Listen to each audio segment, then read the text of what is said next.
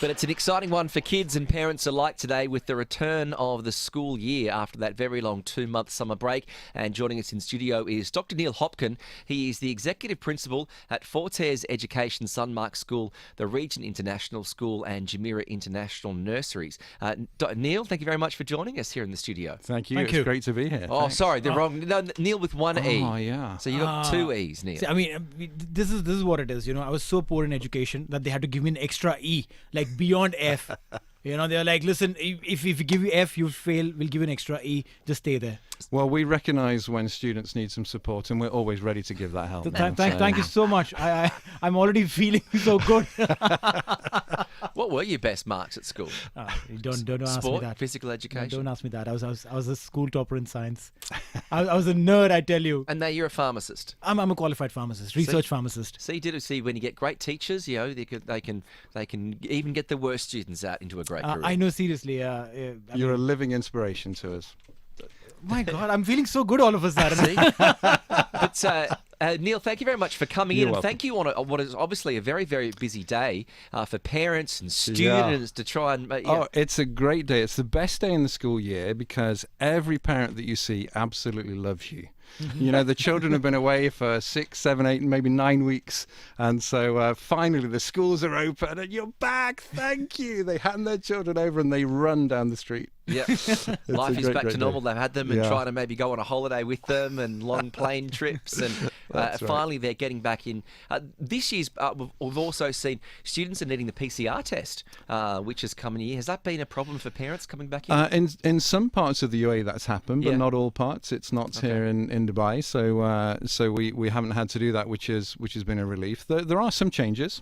So it's still the case, of course, that students have to wear masks when they're in the school building, but they're not required outside. So that's a refreshing change. There are still some things around testing, so mandatory isolation if people test positive. Right. That's important too. But changes for the family. They don't need to isolate unless they develop symptoms and they have to get a test and then isolate. So we're seeing that gradual shift back towards a bit of normality. Yes. But I think it's been managed very sensibly and in a moderate way that step by step we're able to return to school as we remember it. Right. I mean, school as we remember used to be filled with kids, and then COVID definitely, put us back to studying from homes and e-learning and all of that. Many schools are looking at a hybrid mode where kids come in a few days and then go back home and probably do some e-learning. What do you think as an educator? Does hybrid education or distant education work better, or sitting in the classroom and learning it right from your teachers work better? Well, I don't think you can beat face-to-face communication of any form. Here we are in the studio together. This conversation is so much easier to conduct. True. Assessing your performance in school and whether you were at the top of the league table for science or not, Neil, is so much more easily done when you can actually see the humour and you can see the engagement together. Makes sense. And teaching and learning is no different to that. It's actually about great schooling is based on great relationships between teachers and students, so that actually you can nurture people, support them, see when they just need a little bit of support or when they need an extra little bit of challenge. And I think it's very difficult to manage that in any kind of online format. I have to say at Fortes Education we did a brilliant job, as did many schools, of managing that period when we were all in lockdown and we were all at home and having to perhaps manage the children and the dogs and the tropical fish as well as our work. But what was it also like having maybe parents sitting at the dining room table overseeing all of the students' lessons and maybe having a word into what was being taught? Did you have that influence as well? Well, it's been an interesting time. I think parents had a very interesting experience because, of course, they too were trying to do their job at that dining table. Yeah. Right, yeah. As well as the child trying to learn. And so that engagement, it was a very stressful time for parents. Very difficult for them to cope with it, hence their sheer joy at being able to bring their children back to school now, because we all recognise what a challenge it is. And I think from the teaching profession's perspective, it was a great moment for us because we stepped up to that challenge, and schools around the world, but especially here in Dubai, really did meet the children's needs and the families' needs extremely well. And I think that's something to be celebrated. However, we're very glad to be at a position where actually we're able to be back face to face with the children, because that's where great learning happens best. How has it been for new teachers that have maybe graduated and come in and having to start their career in front of a laptop rather than some students? Have you got any teachers that that's a real challenge? Yeah. I mean, we have a very experienced teaching workforce, so they had all experienced teaching in normality. But of course, around the world, we still have been training teachers, Yeah. and getting them into the profession, and that of course is extremely difficult. But it's difficult even as an experienced teacher. It's difficult over time when you yourself have been in lockdown and you've got all of that disconnection from the world around you, but you're trying to connect with children at the same time via screens. That's been very tricky, as we've seen in the hybrid period that Dubai went through around about a year or so ago. We've seen some amazing teachers' abilities, and their ability to demonstrate learning is great. So if I ruled the world, which thankfully I don't, I wouldn't have the title of teachers for people that are in that role. I would call them leaders of learning, because actually that's what you really are. And I think during the period of COVID restrictions, we saw that our teachers at Fortis Education were leaders of learning. They adapted. We were well prepared. The technology was all set up. We'd used it anyway in the time before COVID, but then suddenly we're able to swing these skills into action and show the children how to work differently via a computer. And that, of course, is not something which falls readily, because we hadn't had to do it 24/7. But is that not the core attribute, I guess, that you need now, not just in the workforce but in life? Because so many students that are graduating from high school today in 7 or 8 years are doing jobs that haven't been invented yet, and they'll be changing careers 3 or 4 times in their lifetime. And those softer skills are what people are going to be looking for. Your willingness, your ability to adapt and work with other people, and your positive mindset. Oh, completely. I think the nature of the workplace that our students are going to go into is extraordinary. It's not just that.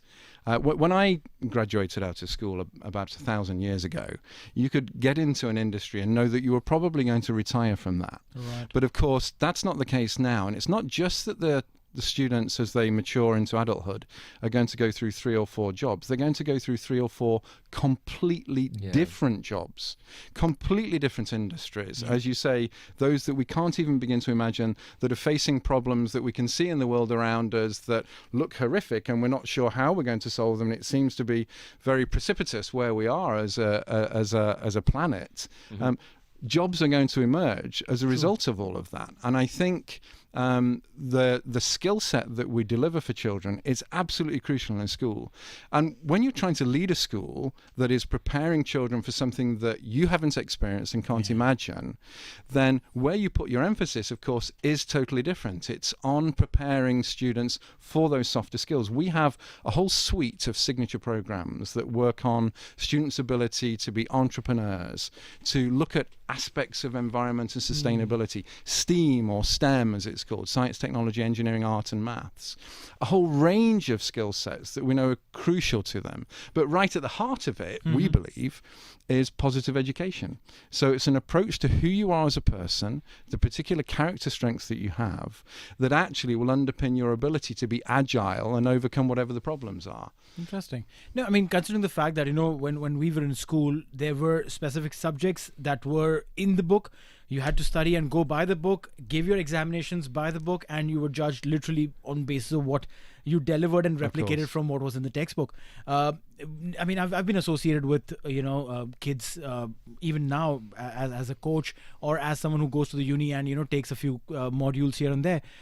It's so completely different. My recent experience, Neil, was at one of the unis where I was teaching the sports science students a module on health, fitness, and lifestyle. And it was so amazing to see that we didn't really follow the textbook. We went all experiential, everything that was to be done in your day-to-day life with regards to your lifestyle, with regards to your health, with regards to your food. And the assignment that I restructured was something that they could use for life. And when I came back, I mean, I didn't know that they assess teachers who come in and teach. But there was an assessment sheet for me, and I was sent that later saying that, hey, you did extremely well, because the kids were happy that they didn't have to read the textbooks. I personally feel that, education definitely has changed from what it was to what it is, but this is not it. It's a graph that is ever growing. That's absolutely true. I mean, the thing is, there has been an evolution within education, but what's required is a revolution. Right. And it's that shift to thinking, exactly what you said, around applied learning. That's why we at Fortes have built world-class STEAM centres in our schools, so that students aren't just learning science or technology or maths, but are learning how to apply that. Right. I mean, interestingly, Kitch, the Australians understood this 20 years before any of the other... We did something right? I really want to congratulate you, because you were right at the forefront of education in terms of understanding what it is that the progression is within students. So traditionally, if you go back 30 years within education, right. if you go back 230 years in education, frankly, what you see is a focus on knowledge.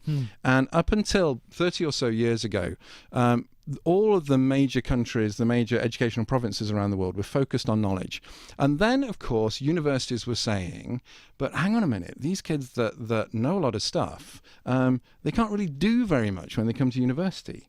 And so there was a shift in curricula towards skills. And so schools started to teach skills, and many, many schools around the world have stopped there. Australia moved a step forward, and they said, but the employers are now saying to the universities, these kids that know a lot of stuff and can do a lot of stuff, they don't know when to do that stuff. They don't understand. And so Australia started to play with that. And of course, the rest of the world has looked on at that. And some schools, like ours, have adopted that model totally. So we have knowledge, skills, and understanding. And we apply math, science, technology into real life situations. It's the most exciting thing that you can see when you see students suddenly have a penny drop within this amazing STEAM centre, the likes of which you'll never see anywhere else in the world. And they suddenly say, wow, that's what maths does. Yeah, I mean, and you know right there and then. So what's an example of that? Is that you're learning about square meters, and then it's about, this is what it looks like when you're looking for an apartment, and how it... So say, for instance... In society. So let me take you into class. Okay, hang on. Dr. Hopkin's on a rant here. We better be careful. Let me take you into class. Let me take you to a year 3 class. So that's a bunch of 7-year-olds. And we've taken them on a journey back in time, and we say, okay, look, you're going to hunt a mammoth. How are you going to do that? What are the different ways you can do that? And they come into the STEAM Centre. They have this brilliant curriculum that builds over weeks, looking at various different proposals and prototypes of what they might do. And the children eventually invent some sort of powerful catapult. And so they build the catapult out of various different wooden contraptions. They look at how they can tension that, how they can build it with materials that might have been around at that time. Lots of historical inquiry, contextual understanding. Nice. And then at the end of a 12-week period, I dress up as a mammoth, go into the sports hall, and the little 7-year-olds line up with tennis balls in their catapults, throw them at you? And they catapult to see if they can actually strike the mammoth without putting themselves at risk in the way that you would have done if you'd had spears or if you'd just thrown a stone and a slingshot. Now, the reality is, of course, that the maths involved in calculating how to actually build a catapult and what the trajectory might be, and then, of course, various different Newton meters that you might bring in from science to decide how am I going to put that tension into this space? All of it requires huge amounts of thinking, and they don't get it right the first time. Obviously. And what we're trying to get right for children is to change that thinking. And it's a huge step, because most children, when they're given a task, you say, can you write me a story? They write a story, they hand it across, and they say, ta-da, I've finished.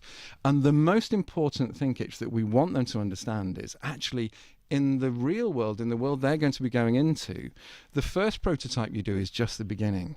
Right. And you evaluate it, you refine it, you come up with prototype number 2, 3, 4, 5.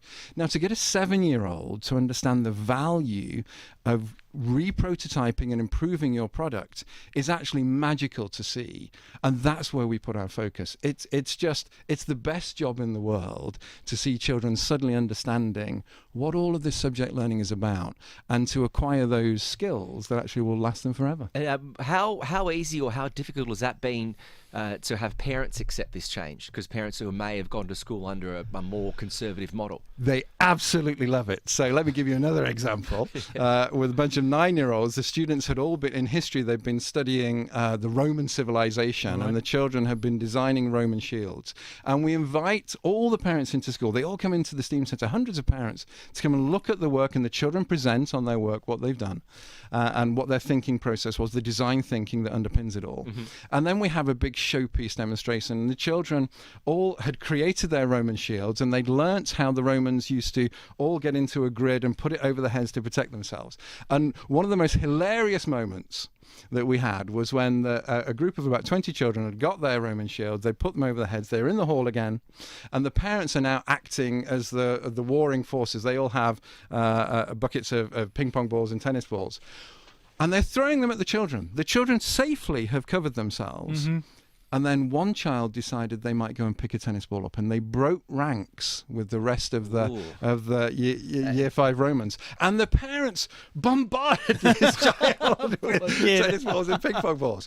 Now the point is, of course, and everybody roared with laughter, and it was just a fantastic moment of fun where you suddenly see that's what we were learning about the Romans, and it makes sense. And the parents, of course, can see that their children understand it, not just know about it, not just can do it, but they understand it in a way that they never would have understood in their own schooling. In my day, they just wheeled out a TV. We watch a documentary on the Romans, and then we go to lunch. Oh, you had TVs? Oh, yeah, well, no, when that TV got wheeled in, we knew it was a good day. This is amazing, considering the fact that it's all so applied. I mean, back in the days we used to study, and I still couldn't make out why did we study limits and derivatives in mathematics, and I haven't really used them ever in my life. I mean, forget that, as basic as the hypotenuse theorem. The Pythagoras theorem. We haven't. I don't know if I've used it. But there's a place for them. My maths teacher went. I can remember learning trig, and I said to my maths teacher, "When am I ever going to use this?" And he said, "Neil, one day you're going to stand in a field, and lightning is going to strike a tree on the far side, and it's going to fall, and you're going to be grateful for this trigonometry to calculate whether you need to run or not." Now, the truth of the matter is, I just stayed inside when it was a thunderstorm, so I'd never. So really those needed softer it. skills came to the format of how to do it. Look, we could talk to you all day about students going back to school and the changes in education and curriculum. But we do need to say hello to everyone who is listening in. And we thank Dr Neil Hopkin, the Executive Principal at Fortes Education, Sunmark School and Region International School and Jumeirah International Nurseries. Sounds like it's the school for ping pong balls, for tennis balls, to learn about the Roman Empire. But no, it's great to hear your passion and get an insight as we embark on a new school year. Thank you very much for coming in. Thanks very much. You're on TSB Talk Sport Business.